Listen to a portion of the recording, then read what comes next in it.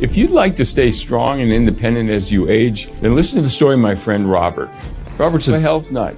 He exercises daily, he watches what he eats, and he uses anti-aging treatments like oxidative medicine and bioidentical hormone replacement. So you'd think he'd have no trouble staying strong and youthful. But despite Robert's health regimen, he noticed that he started losing muscle mass as he got older, and he couldn't seem to stop it. Even worse, he started getting more injuries when he exercised.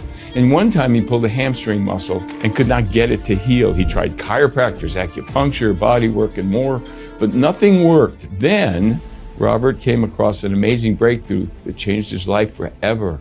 Within 4 weeks of using this breakthrough, Robert healed his hamstring injury completely. Even more amazing, he put on 12 pounds of lean body mass, and he did it without exercising more or changing anything else about his lifestyle. Today, Robert is 70 years old, and he's in better shape than people 30 years younger. His muscles are strong, his abs are flat and hard, his body fat percentage is only 8%. So what was this breakthrough that caused Robert to not only stop his muscle loss, but actually reverse it? Believe it or not, it's protein. Yes, protein. But Robert didn't get his amazing results by eating more protein or drinking protein shakes. No, he got those results by getting his body to make more protein.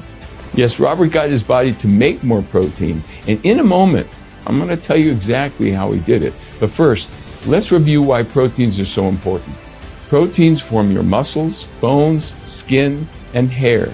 They form the connective tissue that holds you together. They even make up the messengers in your body, including your hormones, your immune cells, your enzymes, and your brain chemicals. Think about that. Think about what it means. If you don't have enough protein, you lose muscle mass, your hair gets brittle, and your skin sags, and your bones become weaker, and your immune system becomes sluggish. But that's not all. Your sex drive suffers. You become anxious or depressed. You become more likely to fall and suffer a hip fracture, and less likely to recover from one. I'm sure you can see why proteins are so important, and why not having enough can be bad for your health. So where do all these important proteins come from? Most people think they come from the diet, but that's not entirely accurate. The truth is that proteins are made by your body. But your diet's important because it supplies the amino acids, which are the building blocks that create those proteins. Here's how it works. Let's say you're eating a protein source, like a meat or fish. This meat or fish goes into your stomach and begins to get digested. Your digestive system then breaks down the protein into the amino acids. Those amino acids then go through your small intestine into your bloodstream. And from there, they're distributed throughout your entire body.